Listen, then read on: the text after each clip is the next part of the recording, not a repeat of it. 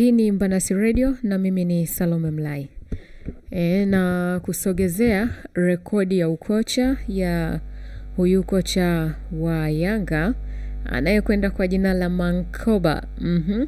Klabu ya Yanga Sports Club imemtambulisha rasmi Mankoba Brilliant Fermanti kama kocha mkuu mpya wa timu hiyo katika hafla iliyofanyika jana majira ya saa 9 usiku.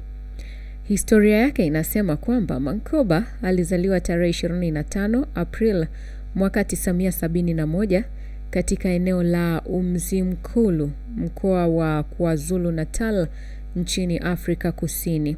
Kabla ya kuingia kikamilifu katika soka la kitaalam, Mankoba alikuwa mwalimu wa shule, taaluma iliyomjengea uwezo mkubwa wa kufundisha, kuongoza na kukuza vipaji vya wachezaji. Akiwa mmoja wa makocha wenye uzoefu mkubwa nchini Afrika Kusini, Mankoba amefundisha timu mbalimbali za ligi kuu na madaraja ya chini nchini humo. Miongoni mwa timu alizowahi kuzinoa ni Maritzburg City, Moja United, Highlands, Chuo Kikuu cha KwaZulu-Natal, Golden Arrows, Amazulu, Chippa United pamoja na Mamelodi Sundowns. Mafanikio makubwa aliyoyapata akiwa pale Golden Arrows.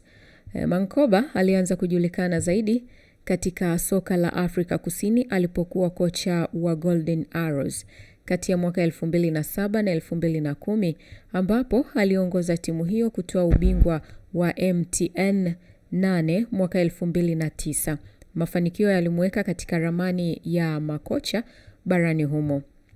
Enzi za Mamelodi Sundowns, mwaka 2013 alijiunga na klabu kubwa ya Mamelodi Sundowns kama kocha msaidizi, akiwa sehemu ya benchi la ufundi la timu hiyo.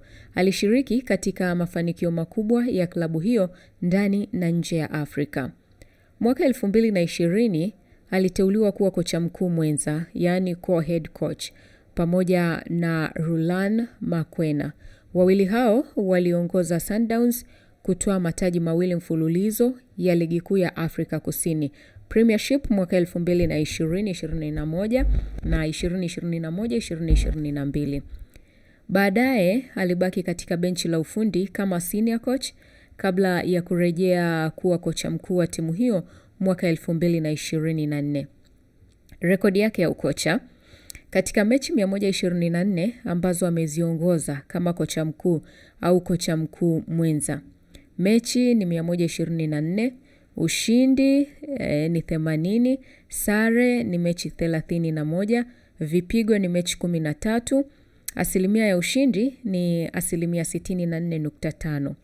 Hii ni rekodi inayomweka miongoni mwa makocha wenye matokeo mazuri zaidi katika soka la Afrika Kusini. Mataji aliyoshinda katika maisha yake ya ukocha, Mankoba ameshinda mataji mbalimbali ikiwemo ligi kuu ya Afrika Kusini, Premiership mwaka 2020, 2021, 2021, 2022.